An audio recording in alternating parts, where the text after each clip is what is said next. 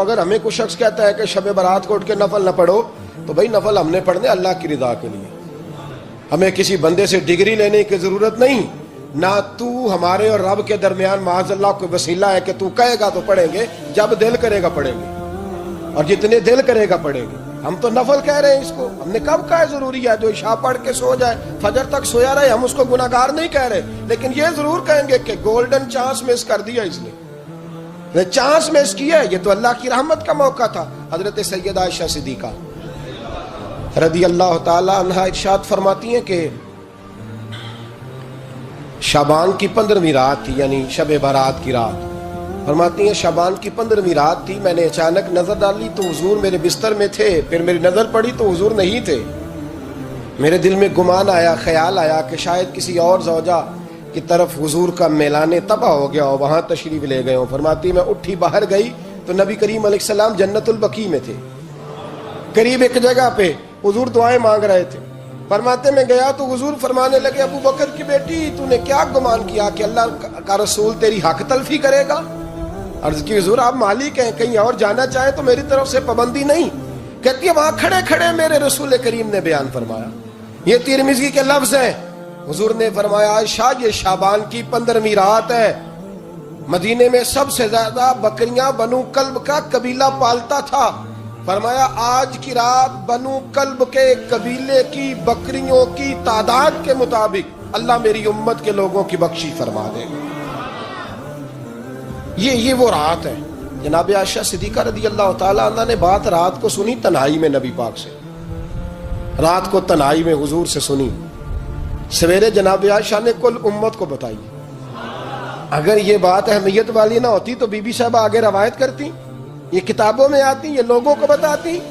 حضرت عائشہ نے روایت کیا اور مولا علی شیر خدا نے تو کھل کے کہا، ابن ماجہ میں حضرت علی سے پیار کرنے والوں کے لیے الگ عنوان، مولا علی نے کھل کے فرمایا شعبان کی 15ویں رات کو رات عبادت کرنا اور سویرے روزہ رکھنا۔ حضرت علی کا لفظ بائی نہیں سیاستہ میں، رات کو عبادت کرنا، دن کو روزہ رکھنا۔ ویسے تو رب کریم ہر روز تہجد کے وقت پہلے آسمان پر نزول اجلال فرماتا ہے اور لوگوں کو فرماتا ہے کوئی بخشش مانگنے والا، اور فرمایا ہر روز تہجد کے وقت یہ اعلان ہوتا ہے، پر شب برات کو نا شروع رات سے یہ اعلان شروع ہو جاتا ہے۔ ادھر دیکھو میری طرف، مغرب سے اعلان شروع ہو جائے گا۔ اللہ کرے آپ کو سمجھ آئے، اللہ کرے آپ کو، اور بھائی یہاں باہر لوٹ سیل لگ جائے، یہاں ابھی سیل لگ جائے، 5000 والا جوڑا 1500 میں، تو رش ختم ہوگا۔ اور بھائی اگر یہ لگ جائے، چلو یہ تو دور کی بات ہے نا، ہم تو لنگر والے لوگ ہیں، اگر لنگر کا اعلان ہو جائے کہ بڑا تگڑا ہے، بڑا تگڑا، ہمارے ہاں تو شادی کی روٹی کھلتی ہے تو لوگ آخری روٹی سمجھ کے کھاتے ہیں، تو شاید اللہ ماشاءاللہ یہ آخری ہے، اس کے بعد نہ ملے گی۔ جب اعلان ہوتا ہے اور دعوت ہوتی ہے کہ کھلا ہے جی کھاؤ، کیا حشر ہوتا ہے، کیا انداز ہے، مولا علی شیر خدا حدیث روایت کرتے ہیں، رنگ کیا ہے۔ ارے میں گسارو سویرے سویرے خراباد کے گرد پھیرے بپھیرے، کبھی اس طرف بھی گزر کر تو دیکھو بڑی رونقیں ہیں فقیروں کے ڈیرے۔ بڑی تمنا تھی کہ بڑی جگہ حاصل کریں گے اور بڑا اہتمام کر سکیں گے، لیکن انسان اپنے رب کے فضل کو نہ شمار کر سکتا ہے، نہ گن سکتا ہے، نہ تول سکتا ہے۔ ذالک فضل اللہ یؤتیہ من یشاء۔ میرے عزیزو، میں اور آپ مسلمان ہیں، اللہ کے گھر میں بیٹھے ہیں، وضو کے ساتھ آئے ہیں۔ زندگی ہم سے پہلے بھی بڑے لوگوں کی گزر گئی اور پھر وقت سمٹ گیا اور وہ قبروں میں چلے گئے۔ ہم بھی قطار میں موجود ہیں، کئی لوگوں کا نمبر لگ گیا ہے، کسی وقت بھی کسی کی بھی باری آ جائے گی۔ چند ایک ضروری چیزیں ہیں، ان کو اپنے ذہن میں اچھی طرح سنبھالیں۔ سب سے پہلے یہ سمجھ لیں کہ عمل زندگی کا حسن ہے، نیکی، پرہیزگاری، نماز، روزہ، حج، زکوٰۃ، خیرات، اخلاق، لیکن جو نجات کا دار و مدار ہے وہ عمل پر نہیں، وہ عقیدے پر ہے۔ اگر عقیدوں میں خرابی آ جائے اللہ تعالیٰ کی ذات کے بارے میں، رسول پاک علیہ السلام کے کمالات کے بارے میں، حضور علیہ السلام کی طیب و طاہر آل پاک کے بارے میں، یا حضور کے جمیع صحابہ کے بارے میں کسی کے عقیدے میں کمی آ گئی، میرے نبی پاک علیہ السلام کی ذات کے بارے میں ہمیشہ اپنا عقیدہ اعلیٰ رکھنا، ستھرا رکھنا، اور اپنے ذہن میں یہ بات بٹھا کے رکھنا کہ بعد از خدا بزرگ توئی قصہ مختصر۔ کبھی کسی شخص کی کمزور بات کے پیچھے نہ چلنا۔ اللہ نے ہمیں رحمت للعالمین نبی کا غلام بنایا ہے۔ اللہ نے محبوب پاک علیہ السلام کو عظمتوں، شانوں، بلندیوں کے ساتھ بھیجا ہے۔ کبھی کسی ایسے بحث کا حصہ نہ بننا جو حضور کے کمال کو تولیں، یا نبی پاک کے علم کو تولیں، یا حضور کے فضائل کو تولیں، یا نبی پاک علیہ السلام کی عظمتوں کو تولیں۔ کبھی اس بات کے قائل نہ ہونا۔ یہ نظریہ لے کے ہم نے قبر میں جانا ہے کہ بلغ العلا بکمال ہی کشف الدجا بجمال حسنت جمیع خصال صلو علیہ حضور کی عظمتوں کے قائل رہنا، اور ہمیشہ قائل رہنا، اور جم کے قائل رہنا۔ کبھی کسی کمزور بات کا سہارا، لوگ بڑی کہانیاں سناتے ہیں، بڑی باتیں بتاتے ہیں، کبھی اس چکر میں نہ پڑنا۔ نبی پاک کی جتنی نسبتیں ہیں نا، ان سب کا احترام کرنا۔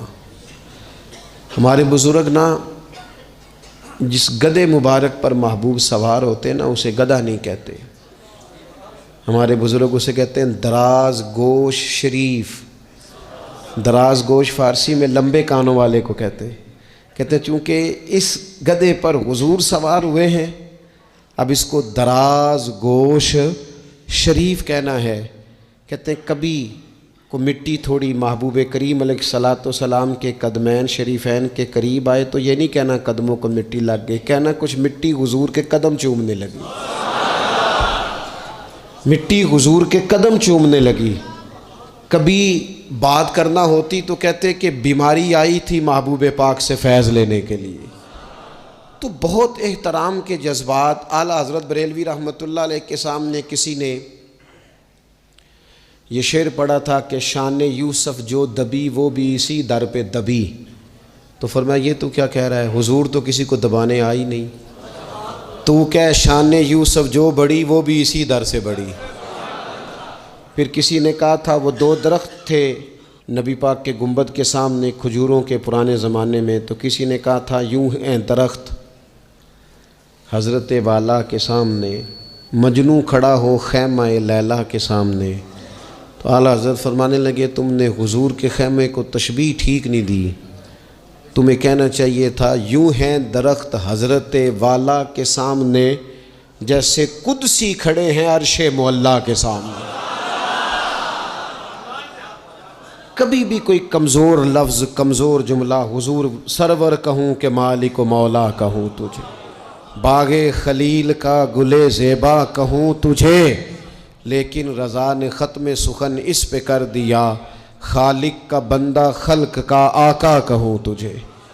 ایک تو یہ بات، دوسری بات یہ کہ بڑا افراط و تفریط کا دور آیا ہے۔ جس کو بھی لڑانا ہوتا ہے وہ مذہبی بنیادوں پہ لڑانا شروع کر دیتا ہے۔ مذہب کے نام پر لوگوں کو ایموشنل کرنا اور مذہبی بنیادوں پر تفریق پیدا کرنا یہ بڑی گھناؤنی سازش ہوتی ہے۔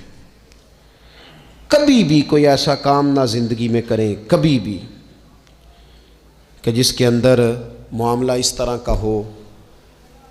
اپنا قد اونچا کرنے کے لیے کبھی بھی مذہب کا سہارا نہ لیں، اپنی ذاتی لڑائیوں کو کبھی مذہب کا رنگ نہ دیں، اس میں کبھی بھی دین کی بنیادوں کو نہ لے کے آئیں۔ کوئی ایسا کام نہ کریں۔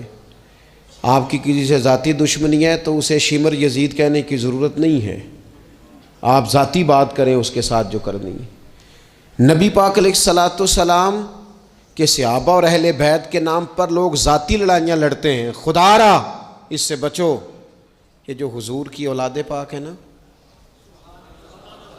جو نبی پاک کی، میں اللہ کے گھر میں مسجد میں بیٹھا ہوں، میرے مرشد کی اولاد کیا اس دروازے سے جو گزر جائے وہ بھی میرے لیے قابل احترام رہا، اور میرے استاد صاحب کے بچے، میں آپ کو دیانتداری سے کہتا ہوں کبھی آ جائیں تو مجھے سمجھ نہیں آتی میں بٹھاؤں کہاں، اس لیے کہ اصلاں نال جے نیکی کریے اور نسلاں تاک نہیں بھول دے۔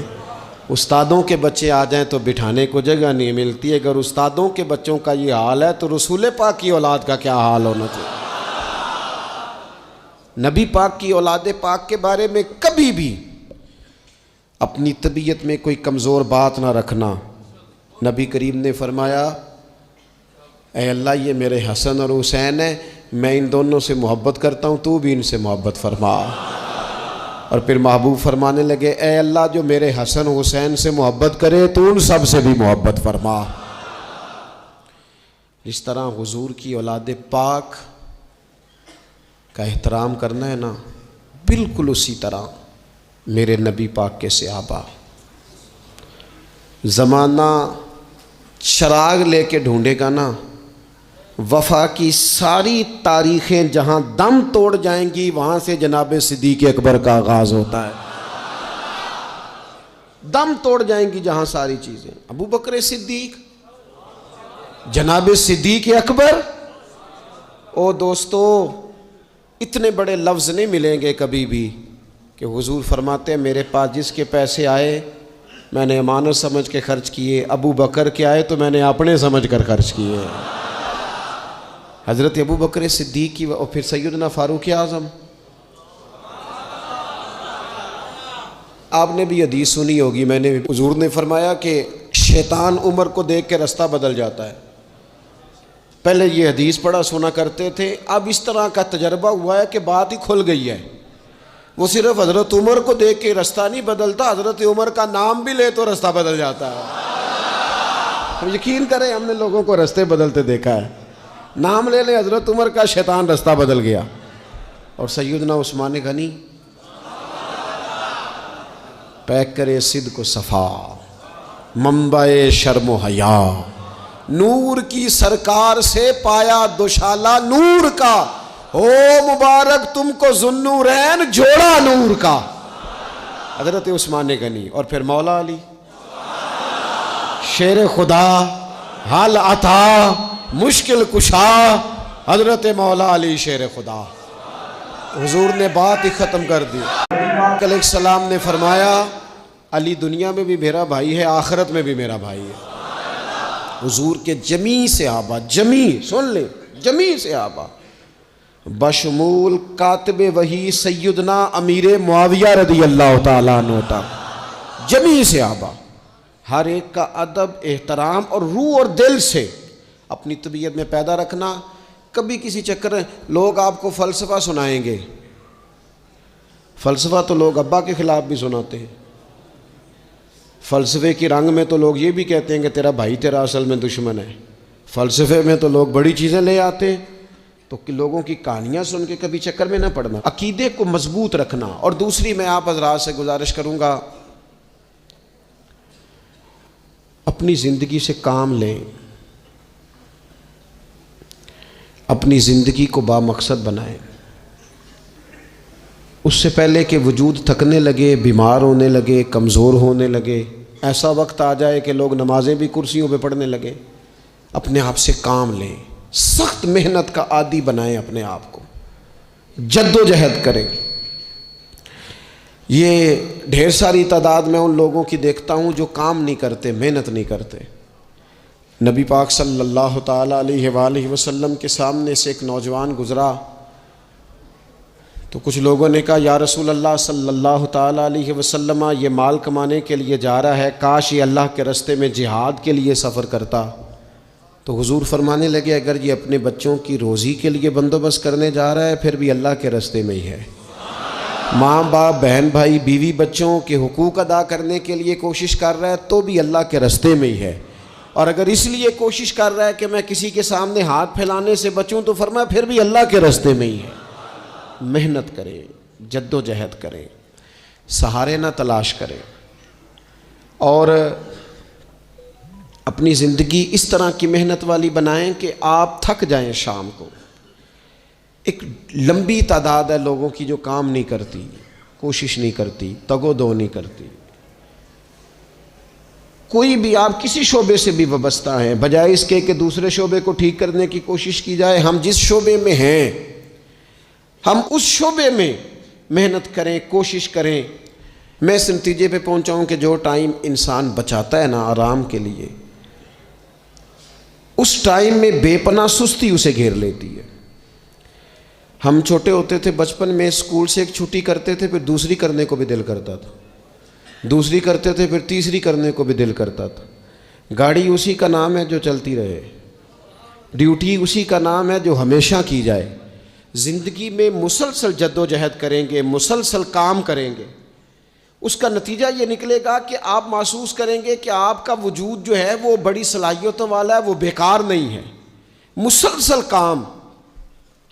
آپ انبیاء کرام علیہ السلام کی زندگی دیکھیں، صحابہ کی زندگیاں دیکھیں، اہل بیت کی دیکھیں، اولیاء اللہ کی دیکھیں، بزرگان دین کی دیکھیں. آپ دیکھیں کہ انہوں نے کام کتنا بڑا کیا ہے. ہم کبھی ان کو پڑھتے ہیں تو حیران ہو جاتے ہیں کہ یار اتنے مختصر وقت میں اتنا زیادہ کام تو ممکن ہی نہیں. اعلیٰ حضرت رحمۃ اللہ علیہ نے 1000 کتاب لکھ دی. امام بخاری نے پوری دنیا میں گھوم کر احادیث جمع کر کے ایک جگہ پہ اکٹھی کر دی، اور پھر اصول وضع کر دیے حدیث پاک کے کہ حدیث کس طرح قبول کی جائے گی. پھر اس میں فرق کر دیا کہ صحیح کون سی ہے، متواتر کون سی ہے، حسن کون سی ہے، ضعیف کون سی ہے، موضوع ہو تو پھر اس کے قاعدے کیا ہیں. اتنا کام بزرگوں نے کر دیا. جد و جہد تھی زندگی میں، مسلسل ڈیوٹی کرتے تھے. جب مسلسل کام کرتے ہیں نا، نبی پاک صلی اللہ تعالیٰ علیہ وسلم نے فرمایا جو آدمی محنت کرے، کوشش کرے اور شام کو تھک کے سو جائے، اللہ اس کے پچھلے گناہوں کو معاف فرما دے. تو چلتے رہیں، جد و جہد کریں، ہمت کریں، کوشش کریں. کبھی کبھی یوں ہوتا ہے کہ انسان سمجھتا ہے کہ میں نے کوشش تو کی تھی لیکن یار یہ میرے کوشش کرنے سے کوئی نتیجہ نہیں نکلا. عارف رومی رحمۃ اللہ علیہ فرماتے ہیں کہ ایک شہر ایسا تھا جس میں ایک بیماری بار بار حملہ کرتی تھی. تو 3-4 پہاڑیاں ایک دوسرے کے اوپر تھیں، اکٹھے پہاڑ بنے ہوئے تھے، اس کے اوپر وہ جڑی بوٹی تھی جس سے اس بیماری کا علاج ہوتا تھا. تو کئی حکیموں نے بتایا کہ اگر وہ جڑی بوٹی حاصل کر لی جائے تو تمہارے شہر کے لوگ صحت یاب ہو سکتے ہیں. پر وہ 4 پہاڑیاں اوپر نیچے، اور پھر ڈھلان بڑی سیدھی تھی، جو پیر رکھتا پھسل جاتا، کوئی جرت ہی نہ کرتا اوپر جانے کی. لیکن لوگ بیمار تھے، تکلیف میں تھے. بالآخر ایک شخص نے ارادہ کیا کہ کب تک لوگوں کو بیماری سے سسکتے، تڑپتے، مرتے دیکھتا رہوں گا. اس نے کلاڑا اٹھایا، ہتھوڑا اٹھایا، پہاڑ کاٹنا شروع کیا کہ میں سیڑھیاں بناؤں گا اوپر جانے کے لیے. فرماتے ہیں کہ وہ پہاڑ کاٹ رہا تھا تو جو قریب آتے تھے نا، وہ اسے کہتے تھے پاگل ہو گیا تو وہ اکیلا بندہ کیسے پہاڑ کاٹے گا، بیوقوف ہے، چھوڑ دے. اس نے کہا یار تم ساتھ نہیں چل سکتے تو حوصلہ شکنی تو نہ کرو، مجھے کچھ کرنے تو دو. سالوں لگ گئے، ایک پہاڑ کاٹ کے سیڑھیاں بنائی اس نے. پھر دوسرا پہاڑ شروع کیا، پھر سالوں لگ گئے، اور 2 پہاڑ کاٹے تھے، بڑھاپا آ گیا، بیمار ہو گیا، موت کا وقت آ گیا. اب چونکہ سیڑھیاں بن گئی تھی تو 2 پہاڑ کٹ گئے تھے، وہاں تک لوگ آنے جانے لگے تھے. این اس وقت جب وہ دنیا سے جا رہا تھا پھر بھی کچھ لوگ حوصلہ شکنی کر رہے تھے. اسے کہہ رہے تھے خدا کے بندے کیا نتیجہ نکلا. کچھ لوگوں کی ڈیوٹی ہوتی ہے اپوزیشن کا کردار ادا کرنا، وہ ہر موقع پر حوصلہ شکنی کرتے ہیں. اب اس پر آخری وقت آ گیا ہے، باوجود اس کے کچھ لوگوں نے جا کے کہا کیا نتیجہ نکلا جی، تیرے اوپر موت کا وقت آ گیا ہے، تو اوپر تک تو جا نہیں سکا، فائدہ کیا ہوا. وہ کہنے لگا بیوقوفو تمہیں پتہ ہی نہیں میں کامیاب ہو کے جا رہا ہوں. انہوں نے کہا کس طرح؟ کہنے لگا میں نے آدھا سفر آسان کر دیا ہے، اب جو میرے بعد آئے گا نا اسے 0 سے نہیں شروع کرنا پڑے گا، میں نے آدھا سفر اس کے لیے آسان کر دیا. وہ تیسرے پہاڑ سے شروع کرے گا اور 2 کاٹے گا تو جڑی بوٹی تک پہنچ جائے گا، لوگوں کو شفا ہونے لگے گی اللہ کے فضل سے. ہم پتہ کیا کرتے ہیں، بالخصوص میرے وطن کا رواج یہ ہے کہ لوگ آدھا سفر بھی آسان کرنے کو تیار نہیں، وہ کہتے ہیں نہیں سارا ہی فلانا کرے گا۔ جتنے انبیاء دنیا میں آئے نا میرے دوستو، وہ سارے کامیاب گئے، لیکن کسی کے ساتھ 4 امتی، کسی کے ساتھ 10، کسی کے ساتھ 100، کسی کے ساتھ 200، لیکن نبی کامیاب گئے۔ کیوں؟ کہ اللہ تعالیٰ نے جو ان کے ذمے ڈیوٹی لگائی تھی، وہ ڈیوٹی انہوں نے پوری ذمہ داری سے سر انجام دی۔ اس ڈیوٹی میں انہوں نے کبھی کوئی کمی دکھائی تو اپنی زندگی میں جد و جہد کریں، کام کریں، بیٹھ کر صرف بات نہ کریں، تنقید نہ کریں، بیٹھ کر صرف منصوبہ بندی نہ کریں۔ اور میرے ملک میں بالخصوص یہ کام ہوتا ہے، تبصرے کرو، چینل کھولو، تنقید کرو، اندر کی خبر لے کے آؤ، کوئی کہانی سناؤ، کوئی نئی سٹوری بناؤ، لیکن کام نہ کرو۔ بڑی خوبصورت بات کی شاعر نے، اس نے کہا شکوہ ظلمت شب سے تو کہیں بہتر تھا، اپنے حصے کی کوئی شمع جلاتے جاتے۔ لوگ تعلیم نہیں حاصل کر رہے تو بھئی آپ ایک بچے کا خرچ اٹھا لیں، کسی غریب کا آپ اسے پڑھا دیں، ایک بندہ تو آپ کی وجہ سے تعلیم یافتہ ہو جائے۔ لوگوں کو کھانا نہیں مل رہا، بھوکوں مر گئے لوگ، حکومتیں کچھ نہیں کر رہی، آپ 10 بندوں کی ذمہ داری اٹھا لیں، آپ غریبوں کو دیکھ لیں، 10 لوگوں کے گھر میں آپ کھانا پہنچانا شروع کریں۔ اور یہ ہوتا رہا ہے، لوگ یہ کام کرتے رہے، یہ ڈیوٹیاں ہمارے بزرگوں نے سر انجام دی ہیں، 2 کر کے، 4 کر کے، 6 کر کے انہوں نے کام کیا ہے۔ اپنی ذمہ داری کا احساس کریں، مسلسل کام کریں، مسلسل جد و جہد کریں، مسلسل ڈیوٹی کریں۔ اور پھر میری تیسری گزارش آپ سے یہ ہے کہ جس طرح آپ اپنے گھر میں آپ کی ذمہ داریاں ہوتی ہیں، اور اگر آپ ذمہ داری ادا نہیں نہ کرتے تو احتجاج ہوتا ہے۔ ماں کو ٹائم نہیں دیتے تو ماں بھی احتجاج کرتی ہے، گھر والی کو ٹائم نہیں دیتے تو وہ بھی احتجاج کرتی ہے، دوستوں کو وقت نہیں دیتے تو وہ بھی اس کا شکوہ کرتے ہیں۔ تو آپ کے ذمے جتنی بھی ذمہ داریاں ہیں، آپ پڑھاتے ہیں، کلاس میں وقت پہ نہیں آتے تو اس کا اظہار کیا جاتا ہے۔ ہم نے اپنے ذمے جو ذمہ داریاں لی ہیں پوری کرتے ہیں۔ میں آج آپ کو یہ پیغام دینا چاہتا ہوں کہ ایک ڈیوٹی دین کی بھی اپنے ذمے لیں، ایک ڈیوٹی، ایک کام اپنے ذمے لے لیں۔ آپ اپنے علاقے کی مسجد میں جھاڑو دینے کی ڈیوٹی لے لیں۔ آپ یہ ذمہ داری لے لیں کہ مجھ سے کچھ نہیں ہو سکتا تو میں ہفتے کے بعد مسجد میں جاؤں گا اور قرآن مجید کو میں صاف کر کے، جھاڑ پونچھ کے، ترتیب کے ساتھ مرتب کروں گا۔ مجھے اگر ناظرہ قرآن مجید ٹھیک پڑھنا آتا ہے تو میں 10-11 بچوں کا روز سبق سنوں گا، آگے پڑھاؤں گا۔ کوئی ذمہ داری لیں، دین کی کوئی ڈیوٹی اپنے ذمے لیں۔ اگر مالی طور پر آپ تعاون کر سکتے ہیں تو کسی جگہ، کسی مسجد میں، مدرسے میں، خیر کے کسی کام میں شامل ہو جائیں۔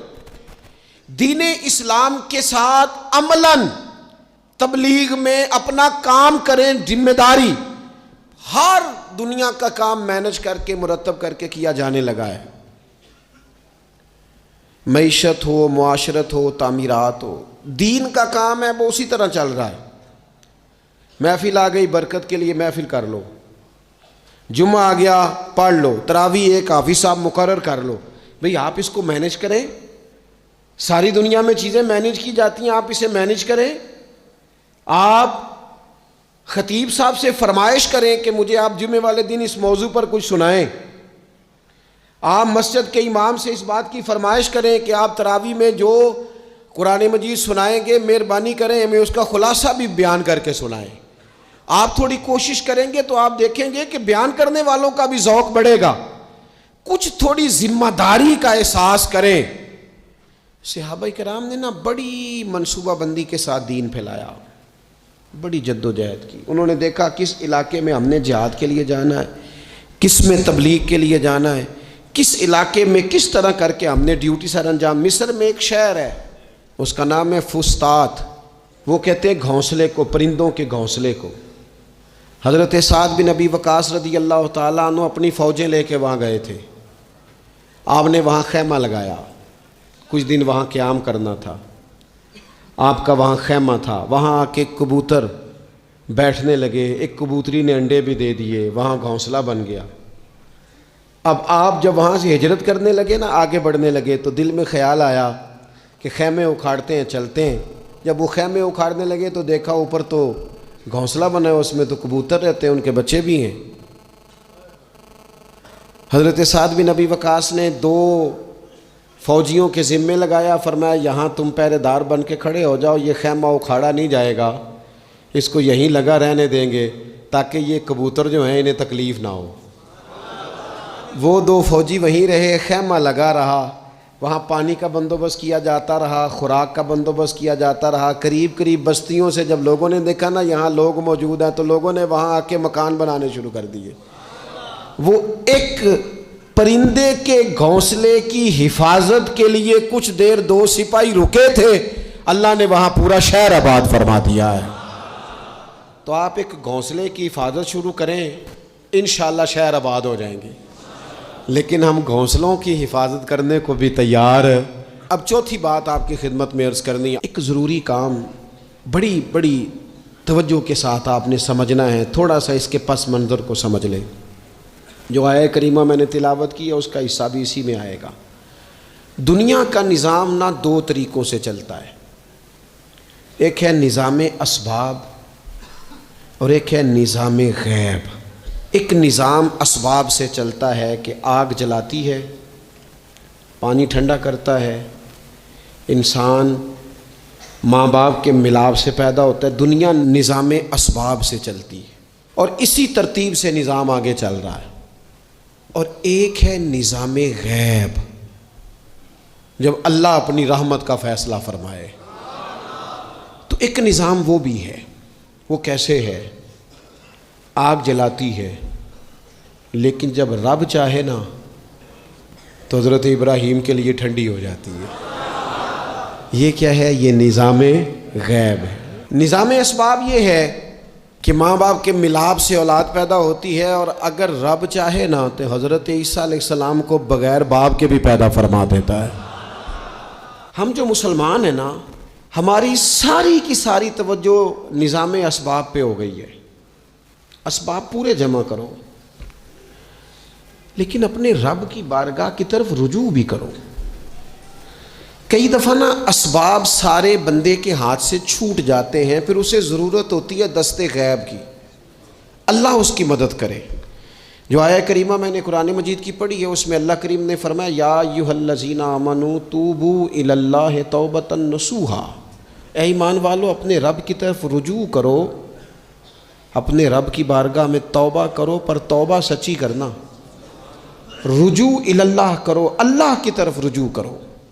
بعض اوقات سارے نظام ختم ہو جاتے ہیں, نظام اسباب, اس وقت ضرورت ہوتی ہے رجوع الی اللہ کی کہ نظام غیب آئے.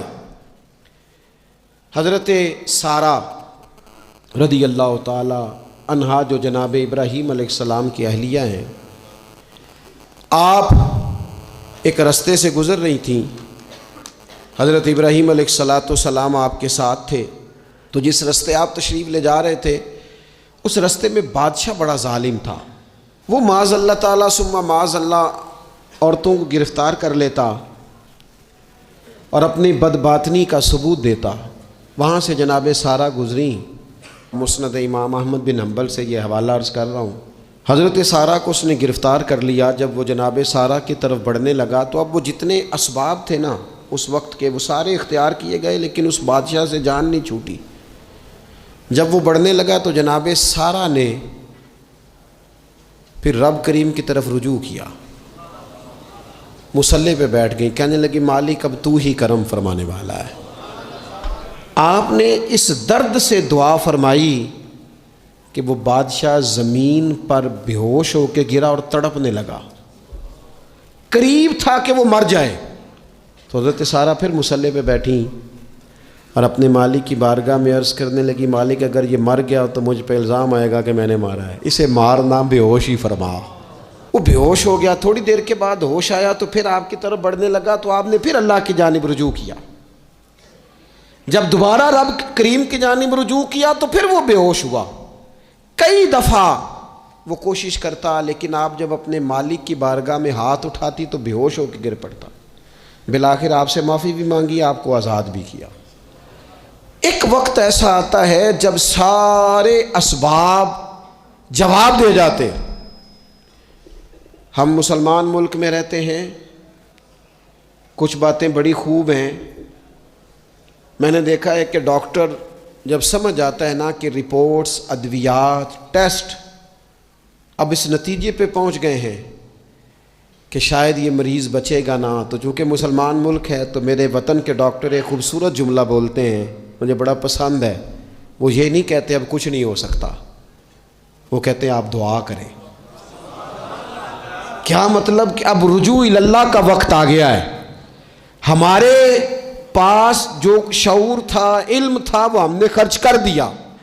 اب ٹائم ہے کہ رجوع اللہ کریں، آپ اللہ کی بارگاہ۔ یہ بڑا خوبصورت جملہ ہے، اچھی باتوں کا بھی تو ذکر کرنا چاہیے نا۔ یہ خوبصورت جملہ ہے کہ آپ دعا کریں۔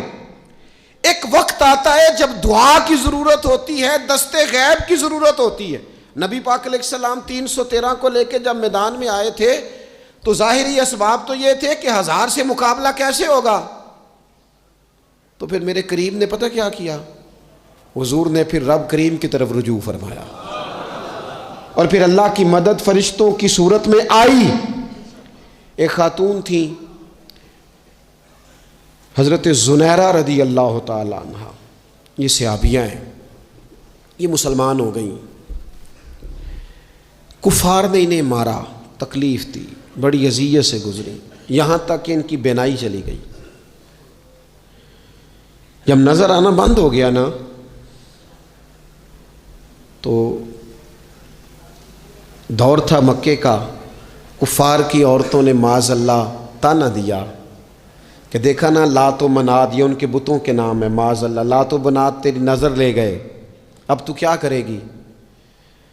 تو انہوں نے جب یہ تانا دیا تو جناب زنیرہ رضی اللہ تعالیٰ عنہ نا ایمان، عقیدہ، یقین، توکل، اللہ کی بارگاہ کی طرف رجوع، سارے حوصلے جمع کر کے کہنے لگی چپ کرو، اگر میرا رب چاہے گا تو اسی طرح میری آنکھیں واپس لوٹا دے گا، پورے توکل سے۔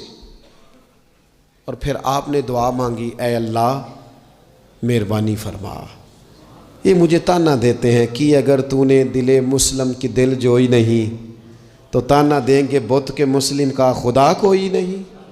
مالک مہربانی فرما۔ وہ رجوع اللہ کیا، رات کو سوئی تھی تو آنکھوں میں روشنی نہیں تھی، جب صبح اٹھی تو دونوں آنکھوں کو اللہ نے روشن فرما دیا تھا۔ میں عرض کر رہا ہوں کہ وقت ہے ہمارے اوپر کہ اب ہمیں اپنے رب کی بارگاہ کی طرف رجوع کرنا چاہیے۔ جب بندہ اللہ کی جانب رجوع کرتا ہے نا، نبی پاک علیہ السلام نے فرمایا جب تم استغفار کرتے ہو نا تو اللہ ہر مشکل سے نکلنے کے لیے تمہیں رستہ عطا فرماتا ہے، اور اللہ تمہیں وہاں سے رزق عطا کرتا ہے جہاں سے تمہارا کبھی گمان بھی نہیں گیا ہوتا۔ کبھی نہ توجہ کریں، جب پوری طرح ٹوٹ جائیں نا پھر توجہ کریں رب کی جانب، جب پوری کوشش کریں کام نہ ہو تو پھر بیٹھ جائیں اپنے مالک کی بارگاہ میں، مالک اسباب جمع کر لیے، اب تو مدد فرما۔ جب پوری طرح حضرت ابراہیم علیہ السلام کے پاس مہمان بڑے آیا کرتے تھے، مہمان نواز بھی بڑے تھے، بغیر مہمان کے کھانا ہی نہیں کھاتے تھے، بڑے مہمان نواز تھے۔ تو قحط پڑ گیا مصر میں، غلہ ہی نہیں ملتا۔ حضرت ابراہیم کا ایک دوست تھا، آپ فلسطین میں تھے، وہ مصر میں تھا۔ آپ نے اس کے پاس اونٹ بھیجے کہ 4-5 اونٹوں پر غلہ اناج رکھ کے مجھے روانہ کر تاکہ میں اپنے جو میرے پاس مہمان جمع ہیں ان کو کھانا تو دے سکوں۔ وہ اونٹ روانہ ہو گئے۔ حضرت حکیم الامت مفتی احمد یار خان صاحب رحمۃ اللہ لکھا ہے، چلے گئے اونٹ۔ اب مہمان جمع ہیں، ان کو بھی خبر دے دی گئی ہے کہ آپ فکر نہ کریں، غلہ مصر سے آنے لگا ہے، کھانا ملے گا۔ لیکن جب وہاں اٹھ گئے تو انہوں نے کہا قحط چونکہ بہت زیادہ تھا، اناج ساری ہم تقسیم کر چکے ہیں، اب تو ہمارے پاس غلہ نہیں ہے۔ وہ خالی آ گئے واپس۔ جب وہ خالی واپس آ رہے تھے نا اونٹ، تو جو آپ کے خدام لینے گئے تھے ان کے دلوں میں یہ خیال آیا کہ ہم اگر خالی واپس جائیں گے تو وہ جو مہمان ہیں وہ دیکھیں گے تو وہ تو بڑی آس امید لگائے بیٹھے ہیں کہ ہمیں آج کھانا ملے گا، تو وہ تو بیچارے مایوس ہو جائیں گے۔ انہوں نے اس طرح کیا کہ رستے میں کچھ ریت بھر لی ان بوریوں میں اور اونٹوں پہ ان کو رکھ لیا تاکہ پھر جا کے حضرت ابراہیم سے عرض کریں گے، وہ خود ہی لوگوں کو سمجھا دیں گے، ایسے خالی اونٹ لے جانا بہتر نہیں۔ حضرت حکیم الامت رحمۃ اللہ علیہ لکھتے ہیں کہ حضرت ابراہیم علیہ السلام آرام فرما تھے، خدام نے جا کے اندر جہاں وہ سامان رکھا جاتا تھا وہاں ریت سے بھرے ہوئے بوریے رکھ دیے، وہ چلے گئے۔ حضرت ابراہیم کی زوجہ جناب ہاجرہ اٹھی، انہوں نے کہا میں منہ کھولتی ہوں، گلے کا گندم پیستی ہوں، کھانا بنا کے دیتی ہوں۔ جب انہوں نے منہ کھولا نا اس کا، بوری کا، دوڑے کا، اس بوریے کا، تو کہتی ہیں اتنی بہترین گندم نکلی کہ میں نے زندگی میں کبھی نہیں دیکھی تھی۔ پیسی گئی، پکائی گئی، کھانا چلنے لگ گیا۔ حضرت ابراہیم علیہ السلام بیدار ہوئے، دیکھا لنگر چل رہا ہے، مخلوق خدا کھا رہی ہے۔ دنیا آوے تے کھا جاوے تے راضی ہوئے بلا، لوگ کھا رہے ہیں، چل رہا ہے سلسلہ۔ تو حضرت ہاجرہ، وہ خواتین گھر میں کچھ چیز آئے نا تو کہتی ہیں اس دفعہ چاول بڑے اچھے آئے، اس دفعہ گندم بڑی اچھی آئی، یا آٹا پس کے آیا، یہ بڑا عمدہ ہے۔ تو حضرت جناب ہاجرہ رضی اللہ تعالیٰ عنہ حاضر بارگاہ ہو کے عرض کرنے لگی یہ جو آپ کا مصری یار ہے نا، اس نے جو گندم بھیجی ہے بڑی کمال ہے۔ تو حضرت ابراہیم تو جانتے تھے بات کو، فرمانے لگے یہ میرے مصری یار نے نہیں بھیجی، یہ میرے عرشی یار نے بھیجی ہے، یہ عرشی یار نے بھیجی ہے۔ اور وہ جب بھیجتا ہے تو کمال بھیجتا ہے، وہ جب عطا کرتا ہے تو بے حساب ہی عطا کرتا ہے۔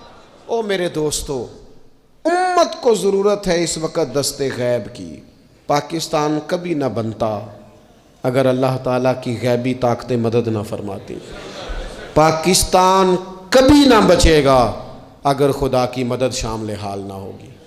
ہمیں اجتماعی طور پر رجوع اللہ کرنا ہے۔ ہمارے جتنی انفرادی مشکلات ہیں، ہم کسی تکلیف میں، دکھ میں مبتلا ہیں، اللہ کی طرف رجوع کریں، اپنے رب کی بارگاہ کی طرف رجوع کریں، اور جو ہمارے اجتماعی مسائل ہیں ان میں بھی اللہ کی بارگاہ کی طرف رجوع کریں۔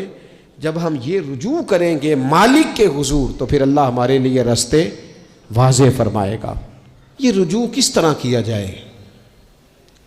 میں نے اپنے ساتھیوں کے ذمے، بالخصوص جو یہاں خانقاہ شریف سے وابستہ ہیں، وہ اگر سمجھیں کہ میں حکم دے رہا ہوں تو اس کو حکم سمجھ لیں، اور باقی اگر احباب میری بہت زیادہ درد مندانہ گزارش سمجھیں تو یہ میری گزارش سمجھ لیں۔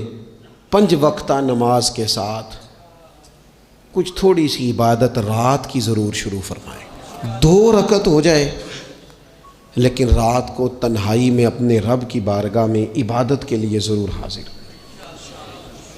حضرت عبداللہ ابن عمر رضی اللہ تعالیٰ عنہ فرماتے ہیں کہ مغرب کی نماز پڑھ کے کچھ لوگ گھر چلے گئے، ہم لوگ بیٹھ گئے کہ تھوڑا سا تو ٹائم ہے، عشاء پڑھ کے ہی جائیں گے۔ فرماتے ہیں اللہ کے محبوب علیہ السلام بھی تشریف لے گئے۔ تھوڑی دیر کے بعد محبوب اس تیزی سے تشریف لائے کہ مقدس سانس پھولا ہوا محسوس ہو رہا تھا۔ ہم نے عرض کی یا رسول اللہ ہمارے ماں باپ قربان، کیا ہوا؟ تو محبوب فرمانے لگے کیا کر رہے ہو؟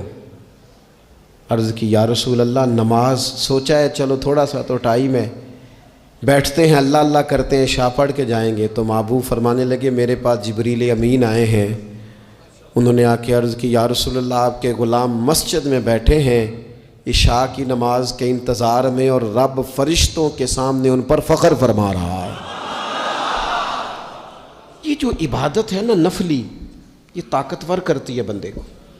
حضور فرماتے ہیں کہ جب بندہ نفل پڑھتا ہے تو اللہ فرماتا ہے پھر تو میں اس کے ہاتھ بن جاتا ہوں، پیر بن جاتا ہوں، آنکھیں بن جاتا ہوں۔ کیا معنی کہ اس میں خدائی طاقتیں آ جاتی ہیں، دوست مرید بھی ہوتے ہیں، سلسلوں میں بھی داخل ہوتے ہیں۔ عبادات کا مزاج نہیں بناتے، کچھ نوافل کا ذہن ضرور بنائیں، رات کو کچھ ٹائم ضرور اللہ اللہ کریں، اپنی زندگی کا اسے معمول بنا لیں۔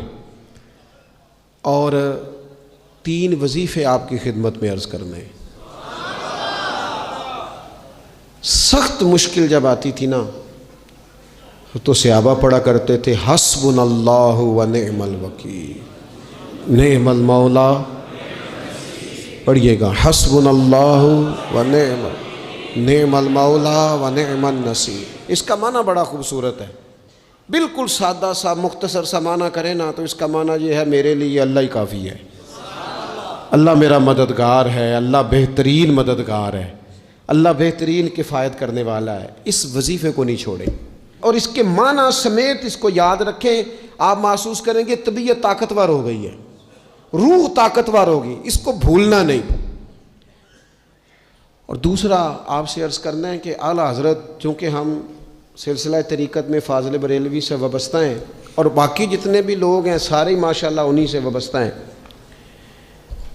اعلیٰ حضرت نا لا حول ولا قوت الا باللہ العلی العظیم پڑھنے کی بڑی فضیلت بیان کرتے ہیں۔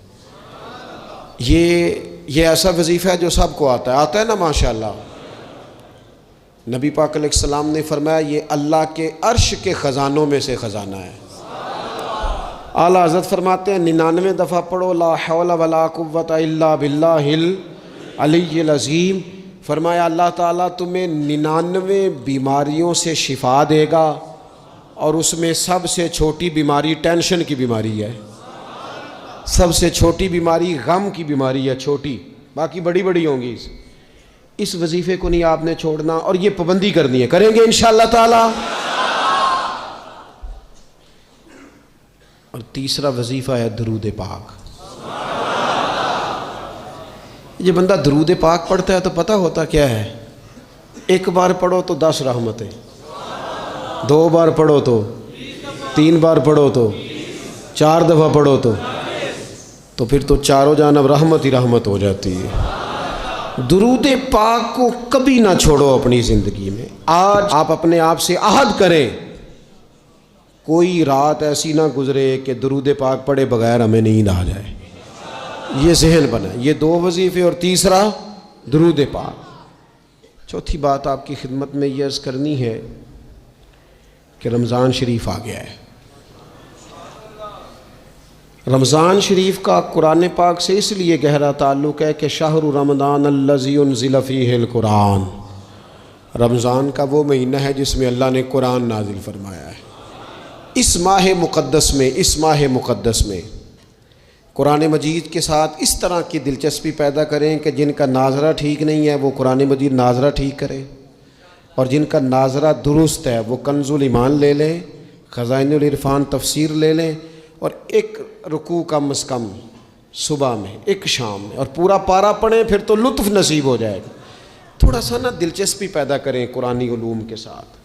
بڑی خشکی ہے، بڑے شعر یاد ہیں، بڑی کہانیاں یاد ہیں، بڑی باتیں یاد ہیں، پر قرآن پاک کے ساتھ ہماری وہ دلچسپیاں موجود، خاص ذوق پیدا کریں قرآنی تعلیمات کے ساتھ۔ رحمت اللہ علیہ درویش تھے دلی کے، بہت سارے لوگ مرید تھے، ایک بڑا خدمت گزار مرید تھا، مزدوری کرتا تھا، غریب تھا، تو 6 بیٹیاں تھیں اس کی۔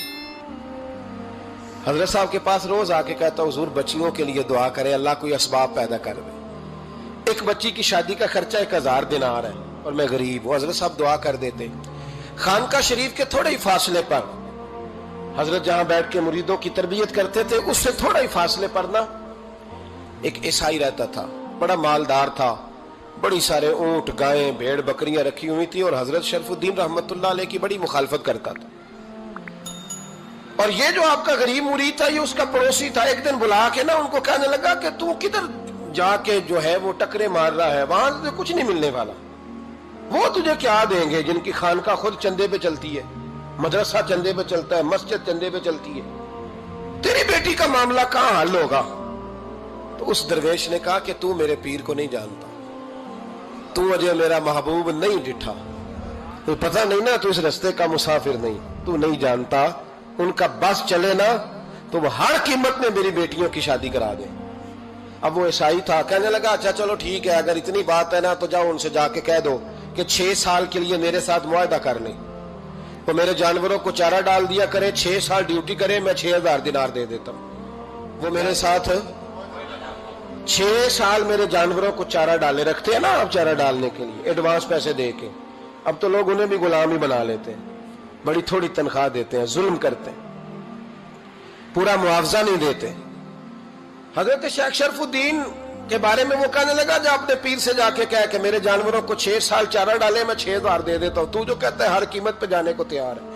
اس نے جب یہ بات کی تو مرید نے ناراض ہو گیا، وہ لڑائی ہو گئی، گریبان پکڑ لیا، جھگڑا ہوا، بات بڑی دور گئی۔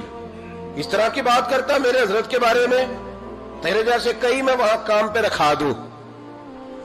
جب وہ بڑی بحث ہوئی، بات محلے میں علاقے میں پھیل گئی، دنیا نے سن لی تو شیخ شرف الدین تک بھی پہنچ گئی۔ اس طرح جھگڑا ہوا ہے۔ لوگ سو گئے عشاء کی نماز کے بعد، حضرت صاحب نے نا سر پہ کپڑا لیا، اس عیسائی کے دروازے پہ دستک دی، وہ باہر آیا، فرمانے لگے لوگ تو سوچ سمجھ کے ملازم رکھتے ہیں، تو نے بھی تو سوچ ہی لیا ہوگا، تبھی تو مجھے آفر کی ہے، تو اپنی آفر پہ قائم ہے؟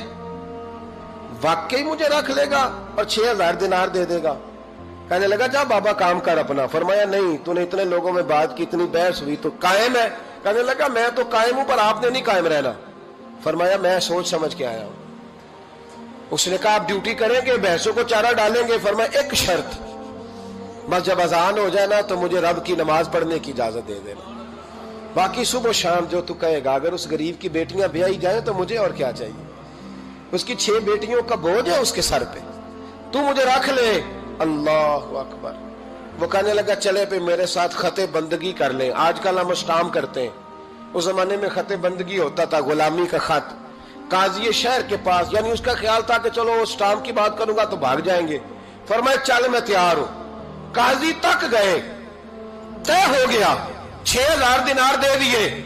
حضرت نے مرید کو بلایا، فرمایا پتر یہ لے جا، جا میری بیٹیوں کو روانہ کر دے۔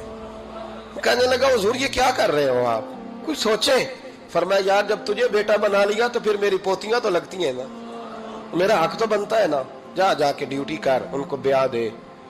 بات پھیل گئی، بادشاہ بھی عقیدت مند تھا، وہ 12000 دینار لے کے پہنچا۔ کیا بتاؤں ان رب کے بندوں کا دل کیسا ہوتا ہے، کیا درد ہوتا ہے، کیا رنگ۔ 12000 دینار لے کے بادشاہ آیا اور آ کے حضرت کو پیش کیے کہ حضور آپ دیں اس عیسائی کو ڈبل دیں اور جائیں کام کریں۔ آپ فرمانے لگے تو پیسے دے، شرطیں نہ لگا، میرا جہاں دل کرے گا میں خرچ کروں۔